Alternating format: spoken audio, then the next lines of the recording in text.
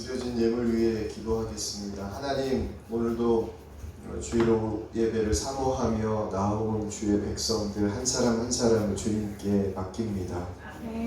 주님께서 저들의 심령과 형편을 다 아시오니 주님의 선하심이 저들의 삶 가운데 날마다 나타나게 하여 주시옵소서. 오늘도 또 귀한 예물 드린 손길들 주님께서 기억해 주시고 그 예물 속에 담겨져 있는 저들의 소원 하나하나도 주님께서 주님의 깊은 뜻 가운데 응답하여 주셔서 날마다 살아계신 하나님을 만나며 그 은혜 속에 기쁨과 감사가 충만하게 하여 주시옵소서. 오늘 이 오후 예배 시간을 통하여서 역사하실 주님을 찬양합니다. 이 모든 말씀 살아계신 예수 그리스도의 이름으로 기도합니다. 아멘. 오전에 이어서 여러분들과 함께 오후 말씀 나눌 수 있도록 인도해 주신 하나님께 참 감사드립니다. 제가 예수님과 동행하면서 제 심령 가운데 지어지지 않는 한 말씀을 꼽으라 한다면 오늘 여러분들과 함께 나눈 고린도후서 13장 5절 말씀을 꼽을 수 있을 것 같아요. 너희는 믿음 안에 있는가? 너희 자신을 시험하고 너희 자신을 확증하라. 예수 그리스도께서 너희 안에 계시는 줄 너희가 스스로 알지 못하느냐? 그렇지 않으면 버림받은 자니라. 제가 외우잖아요, 이렇게 긴 것을. 그죠? 이 말씀을 늘 되뇌이고 이 말씀을 붙잡고 계속 살아갑니다. 제가 이 말씀을 가지고 분명하게 여러 곳에서 말씀을 전하는데 구원받은 확실한 증거가 있어요. 그것은 예수님이 내 안에 계신 것이 믿어집니다. 이 사람이 진짜 구원받은 사람입니다. 여러분 안에 예수님이 계신 것이 믿어지세요? 네. 제가 대중음악 하시는 분들 가운데 한번 모임에 가서 말씀을 전한 적이 있는데 이 본문 가지고 그대로 전했거든요.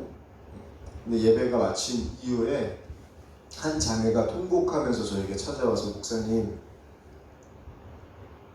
제 안에는 예수님이 안 계신 것 같은데 그럼 저는 버림받은 자인가요? 라고 통곡하면서 울면서 저에게 질문하는 거예요. 여러분 보시기에 어떤 것 같아요? 그 자매 예수님이 버리신 것 같아요? 아니요. 왜요? 자기는 버림받은 것 같다라고 느끼잖아요. 근데요, 믿음이 없는 사람은 예수님께 버림받았다고 해가지고 울지 않습니다. 통곡을 안 해요.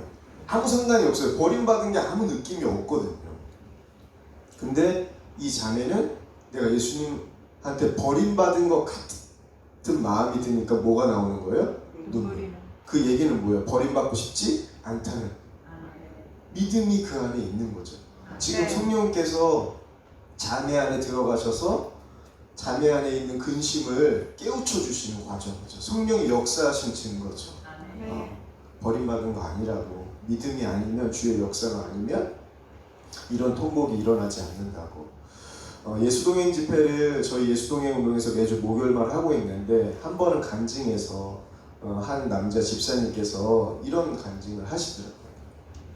예수님과 동행하면서 자기의 삶이 바뀌었는데 어떤 점이 분명히 바뀌었냐? 이렇게 고백을 하시더라고요. 내가 예수님과 떨어져 있다는 것을 알게 됐습니다. 떨어져서 지냈다는 것을 알게 됐다는 거예요. 예수님 안에 있잖아요. 예수님 안에 있으면 삶이 변합니다. 특별히 뭘 어떻게 변하냐? 내가 예수님 밖에 있었던 삶이 하나씩 생각이 나요. 그래서 그 죄들을 철저하게 고백하는 작업들이 일어나게 됩니다.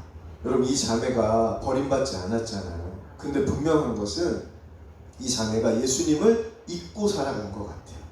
그래서 예수님이 원하시는 삶, 기뻐하시는 삶을 안 산 것 같아요. 그러니까 자기에게는 예수님께 버림받은 것 같은 느낌이 든 것 같아요. 근데 많은 그리스도인들이 이 자매처럼 예수님을 믿지만 누구를 잊고 살아요? 예수님을 잊고 살아가는 그리스도인들이 많습니다. 근데 예수님을 잊으면 어떻게 되냐? 잊으면 어떻게 되냐? 바로 우리는 내 생각대로 삽니다. 내 방식대로, 내 경험대로 살게 돼요. 그 결과 어떻게 되는 거죠? 내가 주인된 삶을 사는 거예요. 죄악된, 유혹에 바로 넘어지는 삶을 살게 됩니다. 왜 그럴까요? 우리는 잘 믿고 싶은데 근데 왜 예수님이 잊어지고 내 방식대로 살고 그래서 죄에 빠지면서 살까요? 우리의 마음이 참 약하기 때문에 그렇습니다. 우리의 마음은요, 오늘 주일 예배 드리고 여러분 결단한 마음 가지고 오후 예배 오셨잖아요. 또 오후 예배 때도 결단하고 집으로 돌아가실 겁니다. 하나님 기뻐하실 거예요. 근데 이 마음을 지키지 않잖아요? 바로 우리의 마음이 무너져요. 제가 처음 부목사 안수를 받고 사역할 때, 부목사로 사역할 때 한 번은 주일 사역을 끝나고 목사님들이 모여가지고 중요한 회의를 하고 있었어요. 근데 한 분이 늦은 거예요. 늦어가지고 뭐 저희가 사갖고 오라고 한 것도 아닌데 그분이 떡볶이를 사갖고 왔습니다. 근데 회의장 안에 떡볶이를 사갖고 오니까 떡볶이 냄새가 풀풀 이렇게 나는 거예요. 어떻게 됐을까요? 회의가 중단됐습니다. 그래서 제가 그때 알았어요. 떡볶이 하나에도 무너지는 게 누구의 마음이다? 목사의 마음이라는 것을 그때 알았어요. 여러분들 성도님들이니까 잘 지킬 것 같은데 목사들이요, 떡볶이 하나에도 무너지더라고요. 그리고 제가 또 하루는 그 당시에는 지금 인터넷이 발달되고 스마트폰이 있어서 어디에서 주유를 하면 좋은지 바로 찾을 수 있지만 내비게이션에도 가격이 다 나오지만 그때는 주유소 간판이 얼마 써져 있는지 보고 주유할 때였거든요. 그래서 신방을 갔다가 기름을 넣어야 돼서 이 정도면 좋은 가격이다 하고 기름을 넣고 기분 좋게 교회로 돌아가는데 자꾸 주유소가 보이는 거예요. 주유소에 뭐가 보일까요? 그 간판이 보이는 거예요. 얼마인가. 근데 교회 거의 다 달았는데 한 간판에 제가 집중됐는데 마음이 흔들리더라고요. 왜 흔들렸을까요? 제가 넣은 것보다 더 싼 거예요. 리터당 얼마였는지 아세요? 10원 차이였어요. 휘발유. 그래서 제가 철저히 알았습니다. 10원에도 흔들리는 게 누구의 마음이다?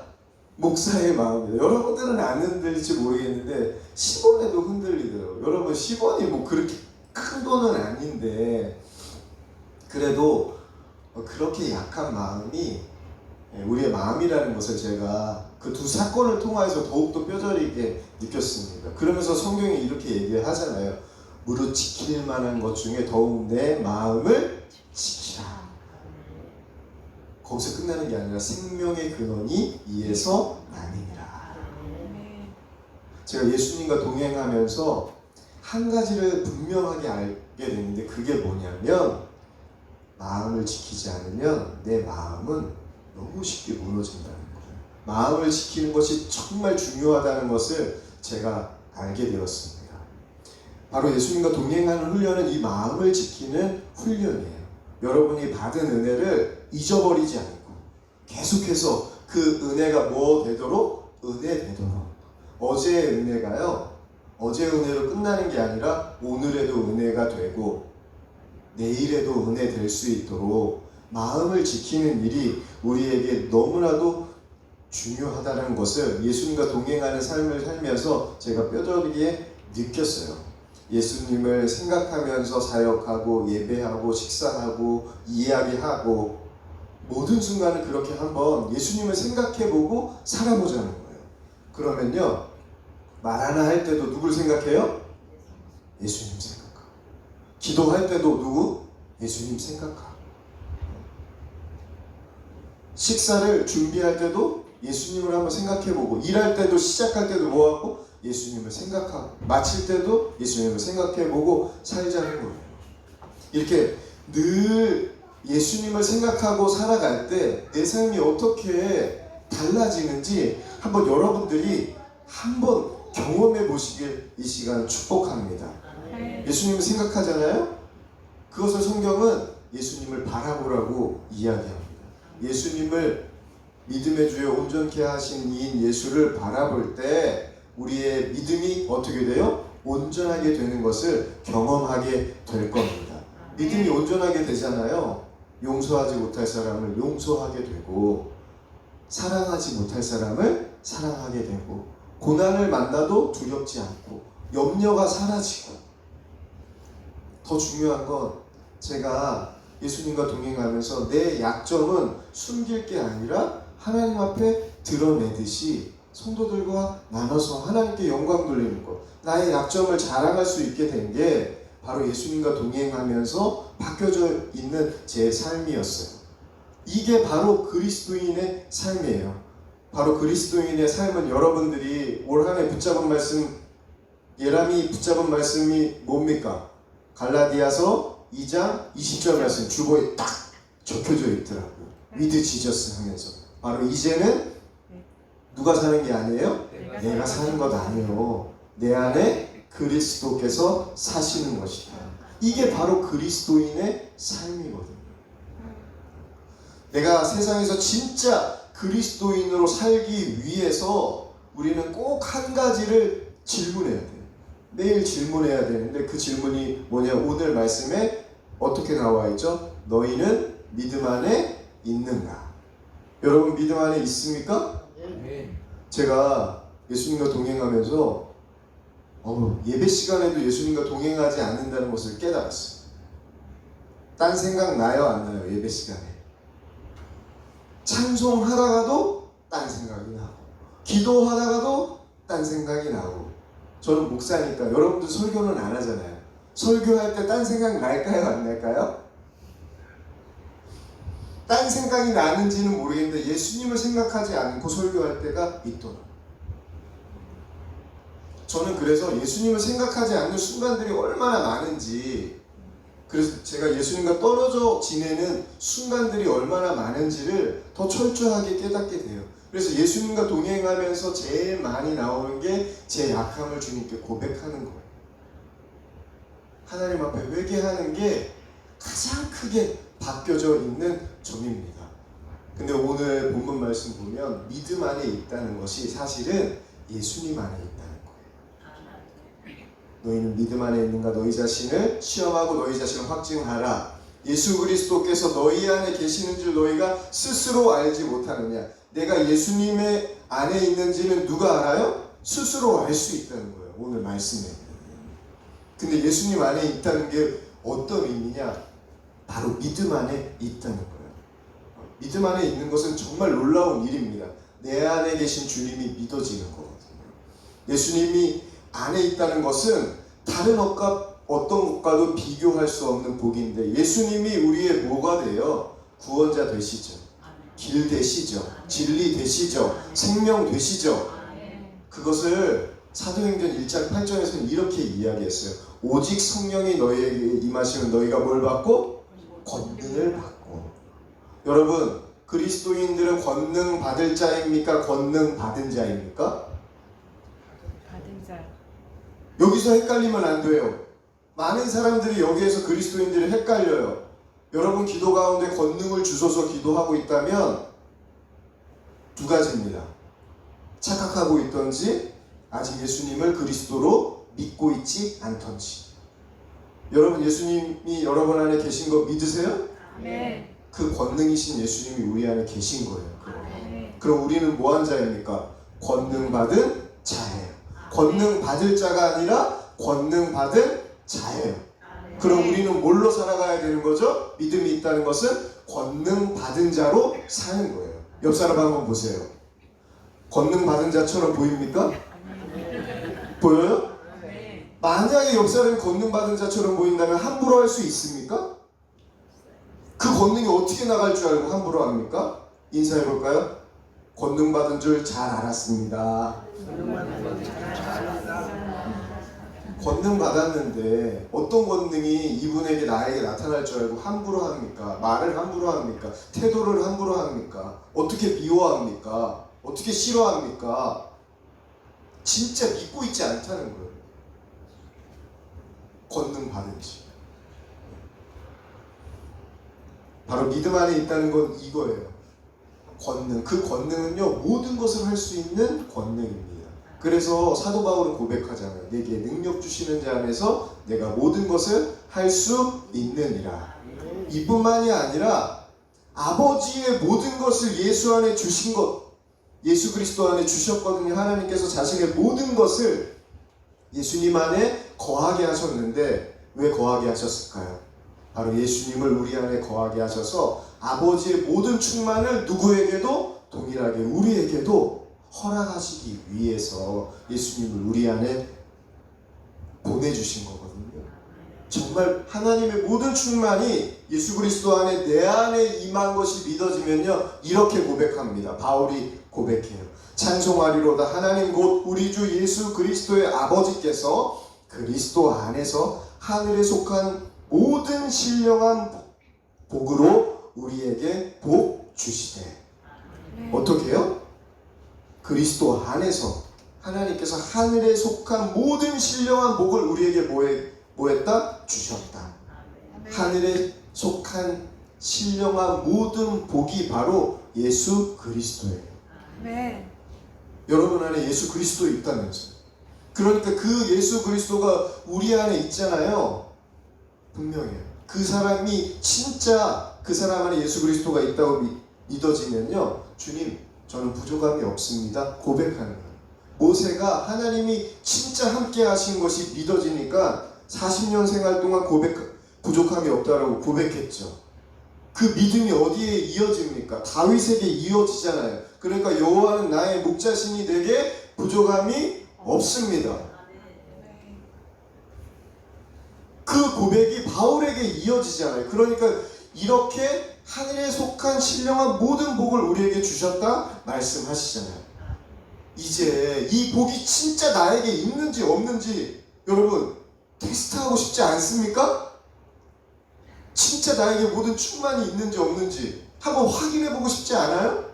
그래서 오늘 본문 말씀은 너희가 믿음 안에 있는가 뭐하래요? 너희 자신을 시험하고 뭐하라? 확증하라. 테스트 해보고 분명히 보라는 거예요. 확증하라는 것을. 정말 믿음 안에 있는지 너가 스스로 테스트 해보고 확증해보라. 여러분 정말 예수님 잘 믿고 싶으세요? 적당히 믿고 싶은 거 아닙니까? 내가 믿음 안에 있는지 주님이 내 안에 계신지 날마다 묻고 있어요? 만약 묻는 것조차 하지 않는다면 예수님을 잘 믿고 있다고 할 수 있습니까? 또한 예수님을 잘 믿고 싶다고 할 수 있어요? 믿음 안에 있다는 것은 예수님이 내 안에 있다는 것이 믿어지는 것인데, 예수님이 나와 함께 계신 것이 믿어지는 것인데, 이것이 예수님과 동행하는 삶이거든요. 시험하고 정말 예수님이 내 안에 계신지 테스트하고 시험하는 일들이 여러분들에게 있으면 우리의 삶이요 진짜 달라지거든요. 어떻게 달라지냐? 마음에 품는 것이 달라져요. 내가 믿음 안에 있는지 테스트하면 내가 정말 예수님 마음을 품고 있는지, 너희 안에 이 마음을 품으라 곧 그리스도 예수의 마음인지. 다른 게 품어지는 게 아니라 예수님의 마음을 품고 싶어져요. 내가 믿음 안에 있는지 나 자신을 시험하려면 내가 예수님 마음에 품고 있는지. 예수님의 마음을 품잖아요. 초점이 달라지는 거예요. 지금까지 초점은 나예요. 근데 예수님의 마음을 품으면 초점이 예수 그리스도가 되는 거예요. 우리의 구원자. 이 초점을 분명히 바뀐 분명한 증거가 에베소서 5장 10절 말씀에 바울이 이렇게 고백해요. 주를 기쁘시게 할 것이 무엇인가 시험하여 보라. 2026년 예수동행운동이 붙잡은 말씀이 바로 이 말씀이에요. 올해 에베소서 5장 10절 말씀을 붙잡고 주를 기쁘시게 할 것이 무엇인가 시험해 보고 있거든요. 그러면서 하나님께서 한 가지 도전을 저희 예수동행운동에게 허락해 주셨는데, 그게 뭐냐면 어예기해 챌린지예요. 여러분 사자성어 어예기해 무슨 뜻인지 아세요? 여러분들이 운을 한번 띄워보세요. 한번 해보세요. 어떻게 예수님을 기쁘시게 해드릴까? 이게 어예기의 사자성어거든요. 어예기의 운동을 하고 있어요. 어떻게 예수님을 기쁘시게 해드릴까? 이 생각을 하면서 살아보자는 거예요. 이 질문을 던지면서 예수님을 생각하고 살아보자는 거예요. 어제 아침에 제가 센터로 가는데 집 문을 열고 센터로 가려고 엘리베이터 타려고 했는데 집 앞에 택배가 와 있더라고요. 토마토가 담겨져 있는 박스였습니다. 아 그래 우리 아내가 토마토를 먹이기 위해서 시켰구나. 그래서 집 안에다가 놓으려고 했는데 보통 이렇게 놓고 집 안에 놓고 엘리베이터를 타고 센터로 나가거든요. 근데 갑자기 제 시선이 그 택에 간 거예요. 택배지, 주소지. 보니까 저희 집 게 아닌 겁니다. 밑에 층에 가야 될 택배가 잘못 온 거예요. 아 그때 제 마음속에 어떤 일이 생각나냐면 이걸 내려놓고 가 그냥 가. 그때 뭐가 생각난 거예요? 어예기해가 생각난 겁니다. 그 얘기가 어예기해가 생각나면서 주님께서 즉각 말씀하시더라고요. 저에게 어떻게 말씀하셨을까요? 여러분 내려놓고 가. 바로 들리더라고요. 동요가 내려놓고 센터 가. 그래서 제가 그 말씀이 들리자 즉각 그 택배를 들고 엘리베이터 타서 그 집 앞에 내려놓고 아래층에 내려놓고 센터로 출근을 했습니다.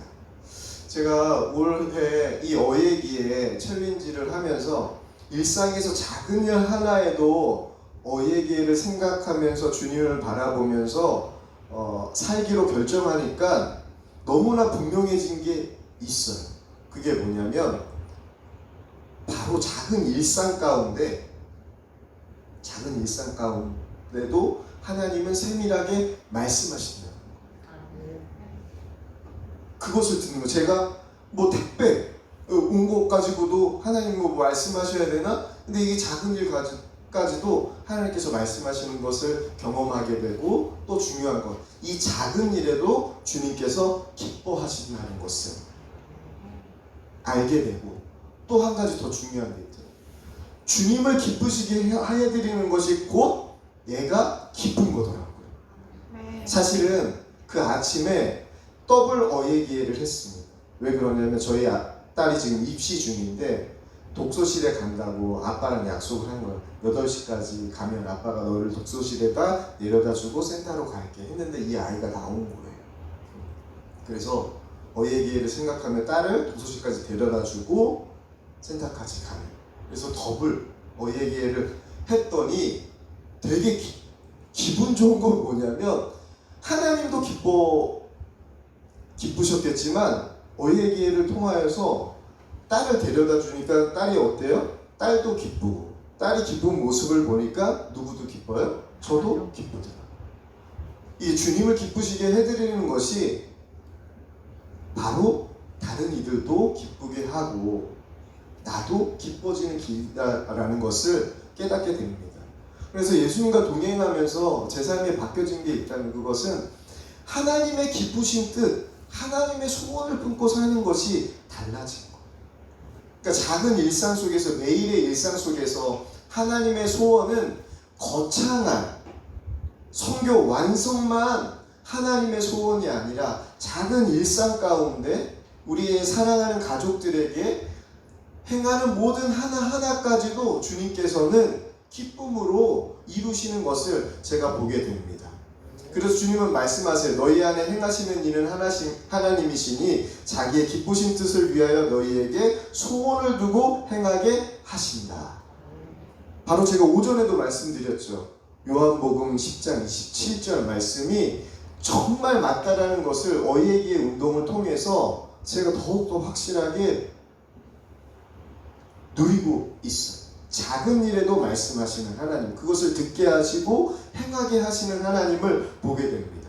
여러분, 하나님은 여러분에게 기쁘신 뜻, 하나님이 기뻐하실 뜻을 여러분들에게 맡기세요. 여러분들은 믿을 자입니까? 하나님 보시기에.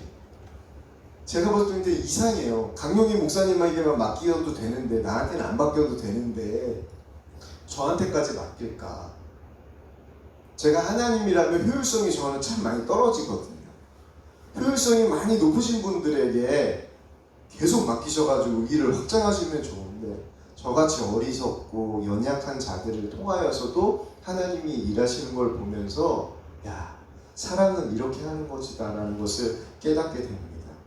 여러분, 하나님이요 한 사람 한 사람에게 소원을 붙고 살게 맡기시는데 그 소원이 담긴 곳이 어디냐면 바로 말씀이에요. 말씀에는 하나님의 기쁘신 뜻이 담겨져 있어요. 그래서 말씀으로 살아가고 있는가, 말씀을 믿고 그대로 순종하고 있는가, 이게 바로 나 자신을 테스트하는 거예요. 그리고 말씀이 내 삶 가운데 정말 이루어지고 있는가 확진하는 거예요.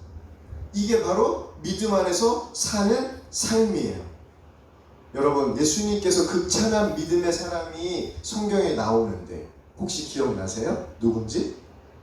맞아요. 이름은 안 나와요. 이름은 우리가 알고 있는 이름은 백부장이에요. 백부장. 백부장은 어떻게 나왔습니까? 자신의 종이 아파가지고 예수님한테 치료해달라고 나옵니다. 그랬을 때 예수님이 그 마음을 자기의 자녀도 아니고 종이 아픈 걸 가지고 찾아오는 백부장의 마음을 보고 내가 가서 고쳐주겠다 하셨어요. 하지만 그렇게 이야기한 예수님께 백부장은 어떻게 이야기합니까? 마태복음 8장 8절에 이렇게 기록돼요. 백부장이 대답하여 이르되 주여 내 집에 들어오심을 나는 감당하지 못하겠사오니 다만 말씀으로만 하옵소서. 그러면 내 하인이 낫겠사옵나이다. 주님, 저는 주님을 감당하지 못합니다. 그냥 말씀만 해주셔도 그것으로 충분합니다. 그럼 내 하인이 고쳐질 겁니다. 예수님께서 들으시고 놀랍게 여기셨어요. 그래서 이스라엘 중 아무에게도 이만한 믿음을 보지 못했다라고 칭찬하셨거든요. 말씀만 하시면 고침을 받을 수 있겠다는 믿음. 이 믿음을 예수님은 칭찬하셨어요. 그리고 백부장은 뭐만 가지고 돌아가요? 말씀만 가지고 집에 돌아갑니다. 어떻게 되었습니까? 낫다고. 종이 낫다고. 그 시각이 언제인지 물어봅니다. 바로 백부장이 예수님께서 자기에게 말씀하셨던 그때 그 종이 나았다는 것을 알죠. 우리는 백부장을 통해서 무엇을 볼 수 있어요? 두 가지를 볼 수가 있는데, 종을 사랑하는 마음 하나, 말씀이 이루어진다는 믿음. 사랑과 믿음이 백부장의 심령 가운데 있었고, 그 모습을 보고 주님은 말씀하셨고, 말씀이 이루어지는, 그 믿음을 통해서 말씀이 이루어지는 놀라운 기적을 백부장이 경험했습니다. 이 믿음 있게 되길 축복합니다. 여러분, 주님이 우리에게 원하시는 것은 큰 일을 하는 게 아니라 무엇이라고요? 믿음. 말씀이 이루어질 것을 믿는 믿음 하나면 충분하다는 거예요. 여러분, 그리스도인의 믿음은요, 막연하지 않습니다. 예수님과 동행하는 삶은요, 결코 막연하지 않아요. 말씀을 믿고 사는 거예요. 말씀이 이루어질 것을 믿고 사는 삶이 바로 예수님과 진짜 동행하는 삶이에요. 말씀이 이루어질 것이 믿어지는데 말씀을 걷어찰 수 있습니까? 말씀을 잊어버릴 수 있어요? 말씀을 붙잡게 됩니다. 어떻게 해서든지 말씀을 붙잡고 말씀이 나에게 주어지면 바로 순종합니다. 이 순종을 통해서 하나님은 정말 하나님의 사랑이 얼마나 위대한지를 우리에게 보여주시고자 합니다. 순종하며 자신을 시험할 때 하나님은 백부장의 병이 나았던 것처럼 여러분에게도 그 병이 낫는 놀라운 광경을, 그와 같은 은혜를 여러분의 삶에도 허락하실 줄 저는 믿습니다. 아멘. 그러니까 어느 순간에 여러분 고민이 생겨요. 어려운 일이 생겨요. 아픈 일이 생겨요. 짜증 나는 일이 생겨요. 절망스러운 일이 생겨요. 그때 우리가 해야 될 건 뭐예요? 바로 주님 앞에 나아가 말씀을 붙잡는 거. 여러분, 어려우면 바로 할 수 있는 게 뭔지 아세요? 기도예요. 그죠? 그 자리에서 어느 순간에서도 잠시 눈 감고 주님을 찾을 수 있잖아요. 뭐 해도. 회사에서도 잠깐은 눈 감는 거 뭐라 하지 않잖아요. 그죠?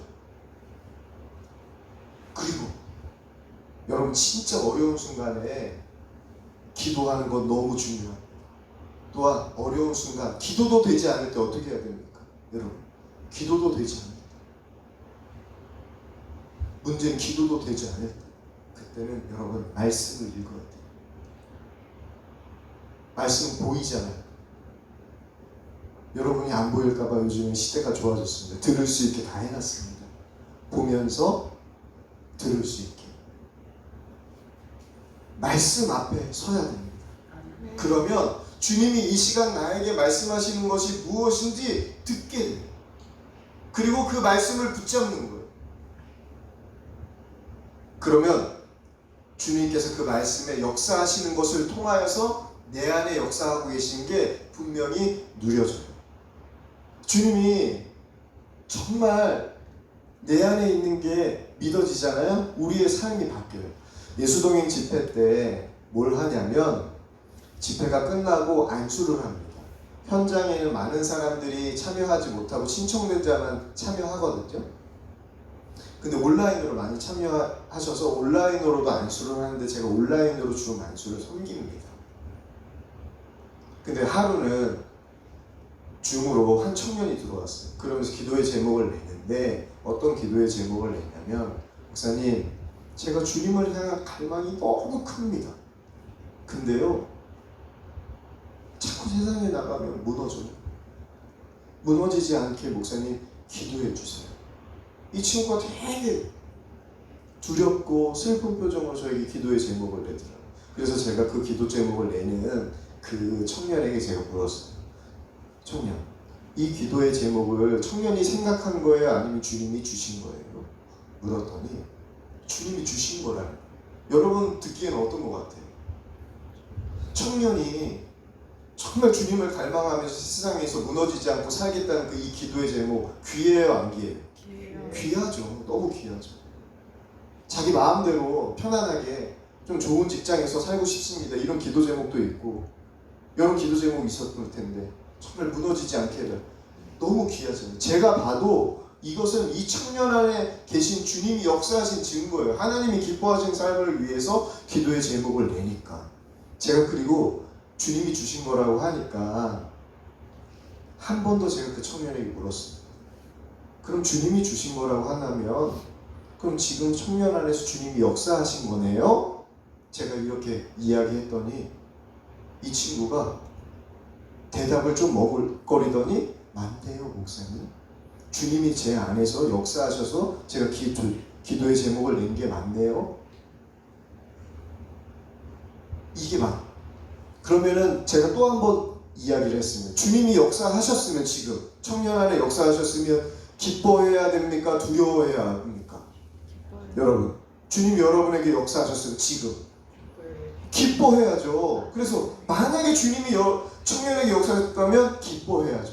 맞죠? 기뻐해야죠. 그제서야 그 청년 얼굴이요 달라져요. 제가 줌 안수를 한 게 아니거든요. 기도를 한 것도 아니에요.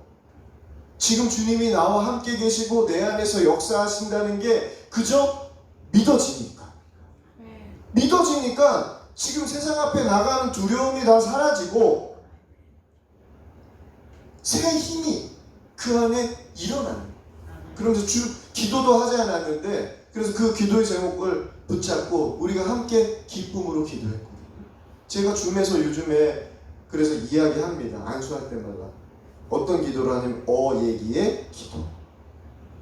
여러분들의 기도의 제목들도 분명히 있을 거예요. 그죠? 여러분이 기도하고 싶은 제목들, 응답받고 싶은 기도의 제목들도 있지만 초점이 누구에게 맞춰진다고요? 주님이 내 안에 계시면, 그분이 내 모든 것을 다스리고 모든 것이 되신다면 내 형편 주님이 다 아시니 우리의 초점이 예수님께 초점이 돼요. 주님께 초점이 돼요. 그래서 기도의 초점도 어떤 기도가 되는 거예요?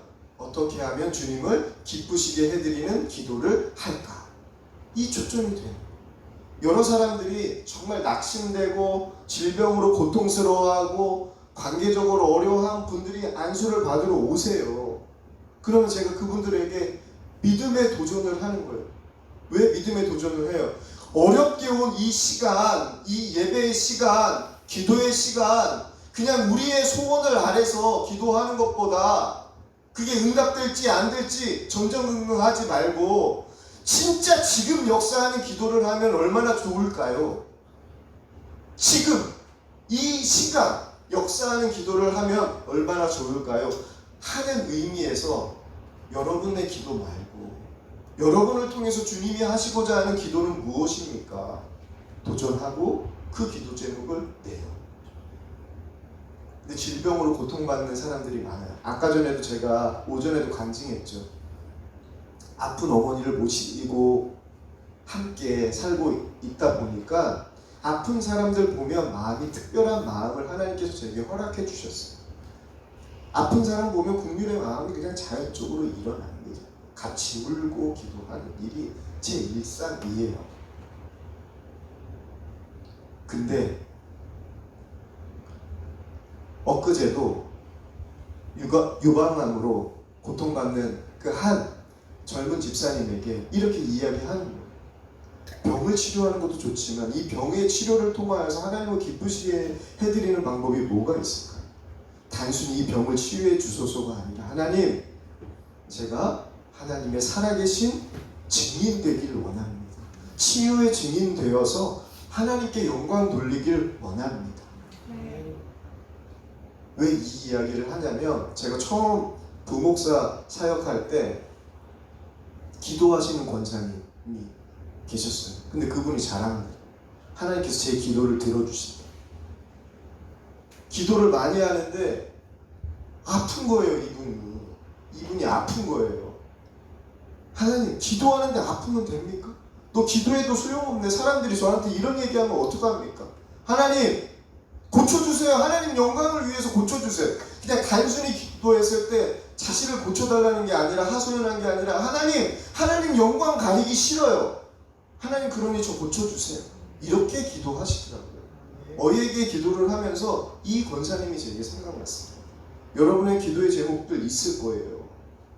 거기에 예수님이 주인 되는 마음을 부어 넣으세요.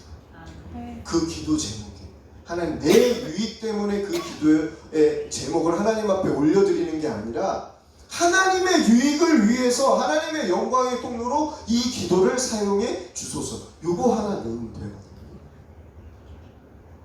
이게 주님과 동행하는 삶을 살아가는, 나는 죽고 예수로 살아가는 기도로 나아가는 방법인 것을 요즘에 제가 더욱더 뼈저리게 느껴요. 오늘도 여러분들 기도할 제목들 있으시죠? 네. 아마 그 기도의 제목을 한번 예수님이 기뻐하시는 기도의 제목으로 바꿔보세요. 그러면 주님께서 놀라운 역사를 하실 겁니다.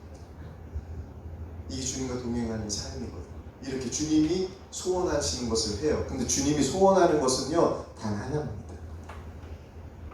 온 율법은 이 말씀 하나에 이루어졌다라고 성경은 이야기해요. 그게 뭐죠? 사랑. 하나님을 사랑하고 이웃을 사랑하는 거. 그래서 내가 정말 말씀대로 살았나, 정말 주님 뜻대로 살았나, 거기에다 한 가지 질문을 던져보세요. 이게 사랑이었나? 왜냐하면 믿음, 소망, 사랑, 이 세 가지는 항상 있을 것인데 그 중에 제일은 뭐다? 사랑. 그래서 예수님도 말씀하셨어요. 내 계명은 곧 내가 너희를 사랑한 것 같이 너희도 서로 사랑하라. 이것이. 여러분, 말씀 어렵다고 한다면 딱 한 가지만 기억하면 되는 거예요. 그게 뭐예요? 사랑. 남편을 봐도 사랑. 잘하는 남편을 봐도 사랑. 못하는 남편을 봐도 사랑. 이거. 나에게 잘하는 사람을 봐도 사랑. 나에게 못하는 사람을 봐도 사랑. 그러면 이 사람은 하나님이 놀랍게 쓰시는, 제가 그걸 못한 거예요. 사창극 가서. 그게 함이 되는 거예요. 저는 불신자 가정에서 태어났거든요. 근데 기적으로 예수님을 믿게 됐어요. 저희 가정에. 근데 꼭 문제가 되는 사람이 있어요. 꼭 기적을 봐도 믿지 못하는 사람이 있어요. 그게 저희 아버지였던. 그래서 예수님 믿고 온 가족이 아버지까지 구원받을 수 있기를 기도했어요. 한 번은 아버지와 진지한 대화를 나눴습니다. 왜 교회를 안 가시냐? 그랬더니 진짜 그리스도인, 사회적으로 명망 있으신 분이기도 한데 그분한테 자기가 상처받아가지고 그러려면 예수를 왜 믿어야 되냐? 그것 때문에 상처받아가지고 교회를 안 나간다. 저는 그래서 그것 때문에 저희 아버지가 교회를 안 나가시는 줄 알았어요. 그런데 제가 곰곰이 생각해봤어요. 그러면은 아버지가 나 때문에 기뻤을까? 예수 믿는 나 때문에 기뻤을까? 생각해보니까요, 안 기뻤던 것 같아요. 예수 믿는 아들 때문에 저희 아버지가 기쁘지 않았던 것 같아요. 한 번은 아버지하고 진지하게 대화를 나눈 적이 있었습니다. 그때 저희 아버지가 제게 이렇게 하더라고요. 제게 불만을 하시더라고요, 저에게. 그게 뭐였냐면, 동료가 너는 나를 가르치려고 해. 제가 점점 자라니까 머리가 커지고 믿음이 자라는데 한 가지가 보이더라고요. 부모의 약점이 보이는 거예요. 부모의 약함이 보이는 거예요. 그러니까 자꾸 이걸 뭐 하고 싶은 거예요? 저는 또 거기다 대고 또 뭡니까? 목사잖아요. 그러니까 이걸 가르치고 싶은 거예요. 바꿔주고 싶은 거예요. 근데 성경에 부모를 가르치라 없더라고요. 주 안에서 부모에게 순종하라.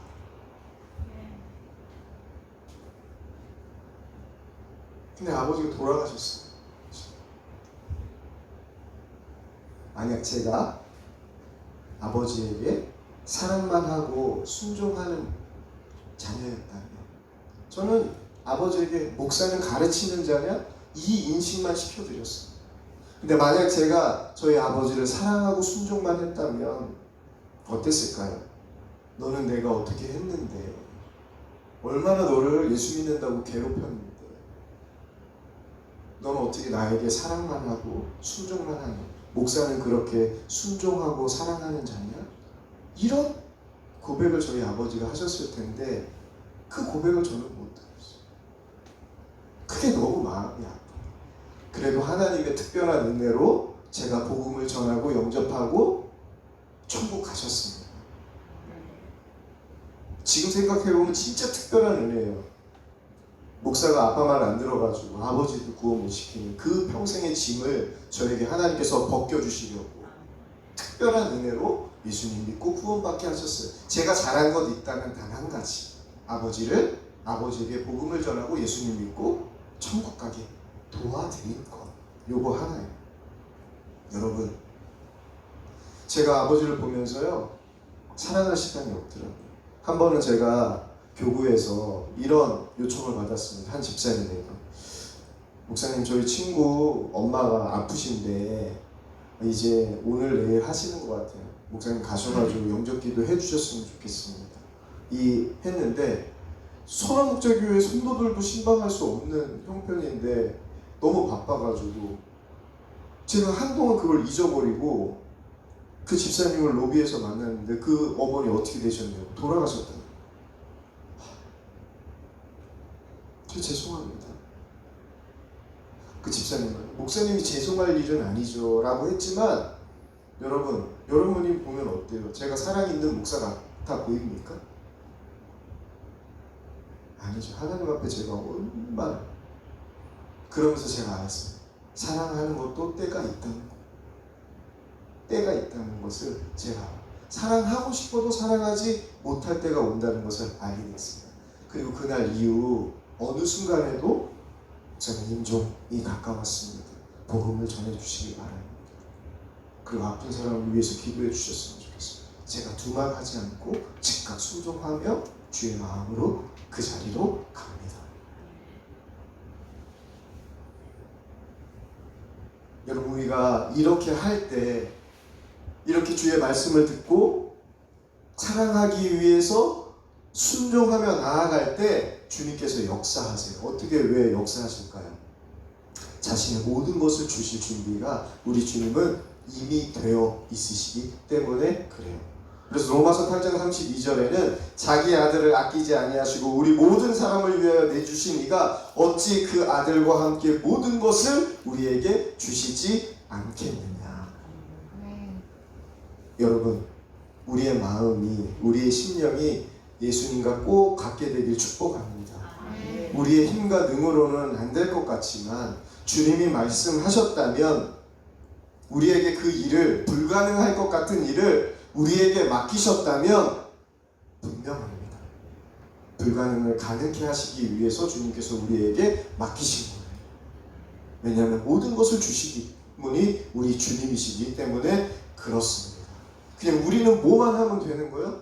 주님께서 행하실 것을 믿고 단한 믿음으로 순종의 발걸음을 한 발짝 한 발짝 내딛는 겁니다. 그러면 은혜의 보좌이신 예수 그리스도께서 때를 따라 돕는 은혜로 우리와 함께 하시는 거예요. 여러분, 세상을 이기는 승리는 다른 여타의 어떤 것이 아니라 단 하나라고 성경은 이야기합니다. 무릇 하나님께로부터 난 자마가 세상을 이기느니라. 세상을 이기는 승리는 이것이니 우리의 믿음이니라. 네. 여러분, 주님과 동행하고 사랑하면서 살고 주의 선교의 완성을 이루고 작은 일에도 충성하고 큰 일에도 충성할 수 있는 이 모든 것에는 다른 어떤 역할들이 필요한 것이 아니라 단 하나면 충분합니다. 그게 뭐예요? 우리의 믿음. 어떤 믿음? 주님이 우리 안에 계시고 우리 안에 계신 주님께서 모든 것을 나를 통하여서 행하신다는 그 믿음, 그리고 말씀을 이루신다는 그 믿음으로 나아갈 때 주님께서 놀라운 일을 행하십니다. 네. 모든 두려움이 사라져요. 네. 제가 평택에서 사창가에서 목회할 때 저희 큰아이가 유치원생이었어요. 처음 내려갔을 때. 하루는 교회를 마치고 집에 돌아가는데 집에 올라갔더니 아내가 아들은 놀이터에서 놀고 있다는 거예요. 그래서 아들 보고 싶어가지고 놀이터를 갔거든요. 근데 저희 아들이 저기에 쭈그리고 있어서 시무룩하게 슬픈 표정을 지으면서 있는 겁니다. 알고 봤더니 놀이터에 내려가서 축구공을 가지고 즐겁게 축구를 하려고 했는데 형들이 이 축구공을 빼앗아서 자기들만 즐겁게 놀고 있는 거예요. 형들이 뺏었으니까 얘가 어떻게 할 줄 모르고 안절부절하고 있는 겁니다. 근데 갑자기 얘가 일어나요. 돌진해가지고 자기 축구공을 가지고 오는 겁니다. 그랬더니 그 형들이요, 얘가 좀 왜 그러지? 안 그랬던 애가? 그래서 저희 아들을 잡으러 오는 거예요. 그때 저희 아들이 한마디 외쳤어요. 뭐라고 외쳤을까요? 아빠, 아빠. 왜냐면 아빠가 저기서 내려오는 게 보이는 거. 아빠가 있으니까 아빠가 나를 도와줄 거야 라는 믿음이 있으니까 뭐가 생긴 거예요? 두려웠던 마음이 생기고 믿음의 용기가 생긴 겁니다. 네. 여러분, 하나님이 나를 도와주신다는 믿음 하나 있잖아요. 그 하나님이 나에게 보이잖아요. 풀무불 들어가는 거예요. 사자굴 들어가는 거예요. 그럼 풀무불에서도 건져내셨고 사자굴에서도 건져내셨다. 네. 다니엘과 새 친구 이야기 아시죠? 네. 여러분의 이야기입니다. 네. 다니엘과 새 친구의 이야기가 아니라 바로 여러분들을 향한 하나님의 이야기예요. 그 이야기 속으로 우리가 함께 들어가기를 축복합니다. 그게 예수님과 동행하는 삶이에요. 여러분, 이 삶 매일 살고 싶지 않습니까? 이 삶 매일 기쁨, 하나님의 역사를 매일 경험할 수 있다면 여러분 매일 경험하고 싶잖아요. 그죠? 안 경험하고 싶으신 분들만 안 나타나요. 만약 이게 매일 경험하고 싶다고 여러분이 믿고 주님과 동행하잖아요. 주님은 매일 여러분에게 주실 준비가 되어져 있습니다. 그래서 제 모토가 있어요. 늘 인사하는 게 날마다 예수님과 동행하는 기쁨 가득하세요. 왜냐하면 예수님과 동행하면요 기뻐져요. 기쁘라고 하지 않고요 기뻐져요. 여러분, 그 기쁨이 예람교회에 있길 축복합니다. 네. 여러분의 삶 가운데 있길 축복합니다. 네. 그리고 여러분의 삶을 통하여서 아직 저와 같이 불신자 가정이 있다면, 아직 가족 모두가 구원받지 못한 가정이 있다면 그 기쁨 흘려보내세요. 오직 나는 사랑만 하리라. 어떤 일이 있어도 사랑만 하리라. 네. 그 사랑의 역사가 예수 그리스도를 여러분들을 통해서 믿지 않는 가족들에게 그대로 나타나게 합니다. 어려워요. 힘들어요. 아파요. 하지만 그 모든 것을 하나님이 감당하게 하십니다. 그것을 통하여서 하나님의 살아계심을 여러분들을 통해서 더 놀랍게 나타내십니다. 그 역사 속에서 저희 가족도 모든 가족이 구원받은 것처럼 아직 구원받지 않는 가정들이 있다면 주님과 함께 동행하며 가족 전체가 구원받는 역사가, 그래서 함께 예배하는 은혜가 여러분들 가족 가운데 속히 오길 축복합니다. 그리고 예람교회가 정말 그렇게 여기에 있는 사람 한 사람 한 사람이 진짜 예수님의 증인되잖아요. 여러분 기억나세요? 아브라함이 소돔과 고모라에 멸망할 때 하나님께 얘기하잖아요. 100명. 하나님 안 될 것 같습니다. 마지막에 언제까지 내려와요? 10명까지 내려오죠. 지금 몇 명인가요? 예람교회 몇 명이에요? 둘러보세요. 만약에 여기 있는 사람들이 다 진짜 예수님과 동행하는 사람이 된다면 나라를 바꿉니다. 이 도시를 바꿉니다. 왜? 소돔과 고모라가 살리는 길이 10명이면 충분했는데 10명이 없었기 때문에 망한 거거든요. 근데 만약에 진짜 믿음의 사람 10명이 여기에 있다, 여기에 있다, 예람교회에 있다, 부흥을 하나님은 자연스럽게 일으키십니다. 네. 그 부흥이 예람교회에 있길 축복합니다.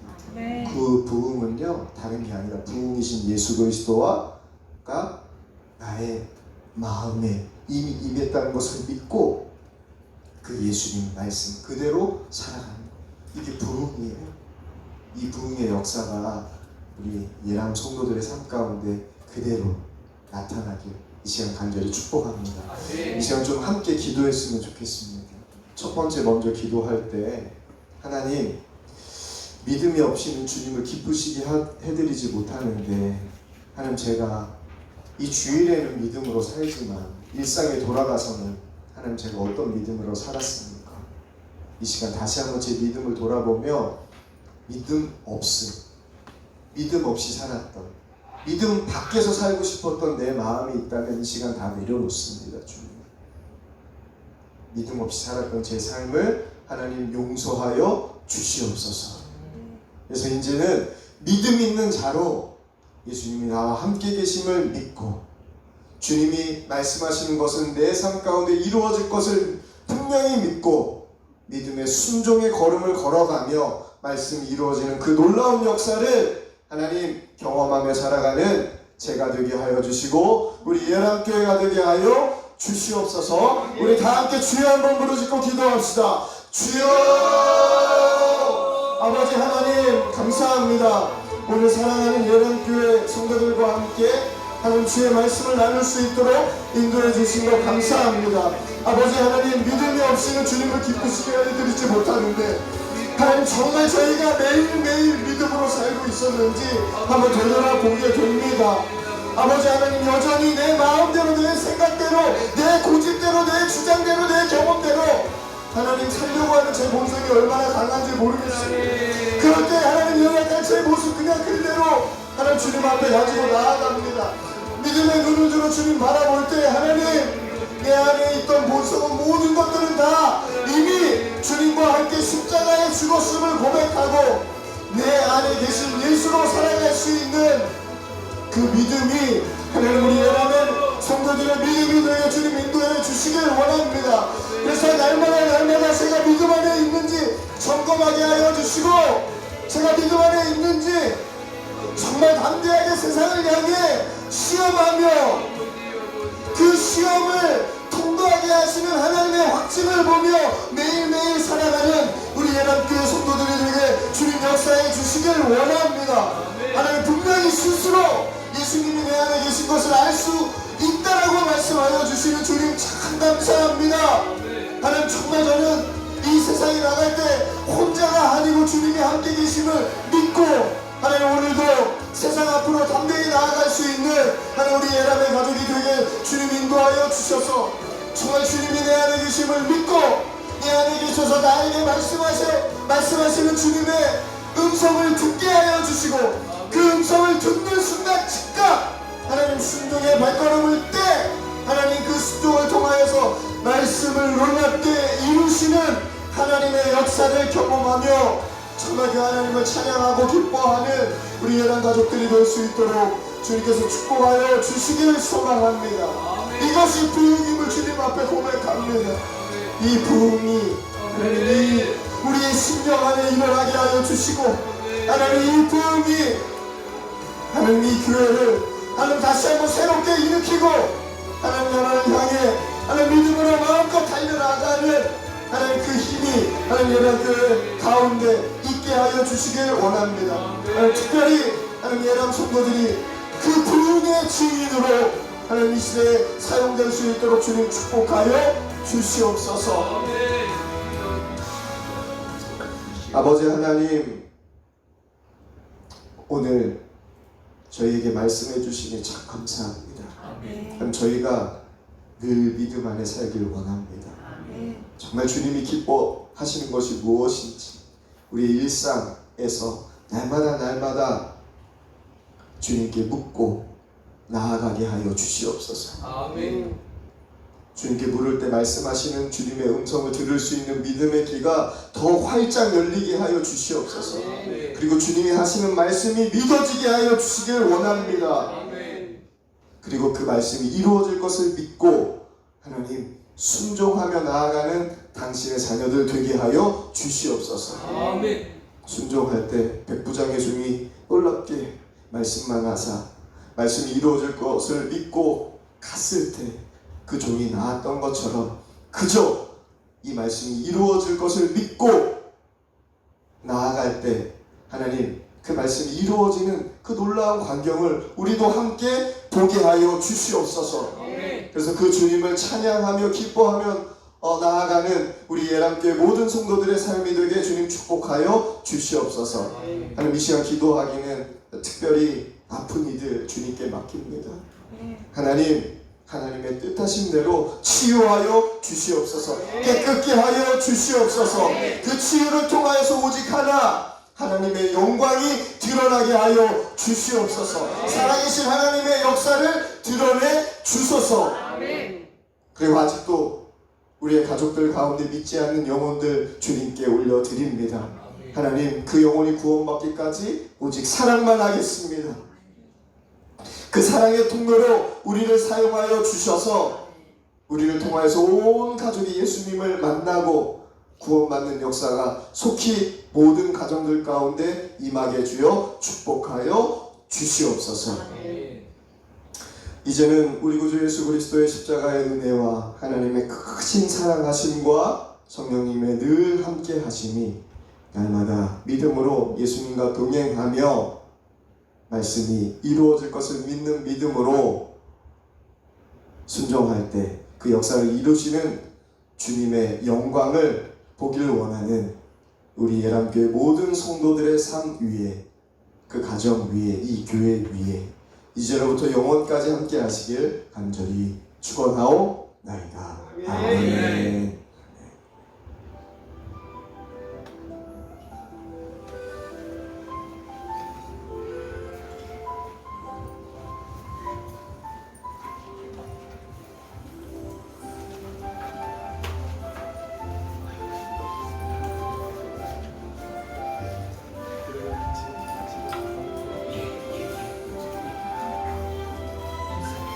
아, 희진.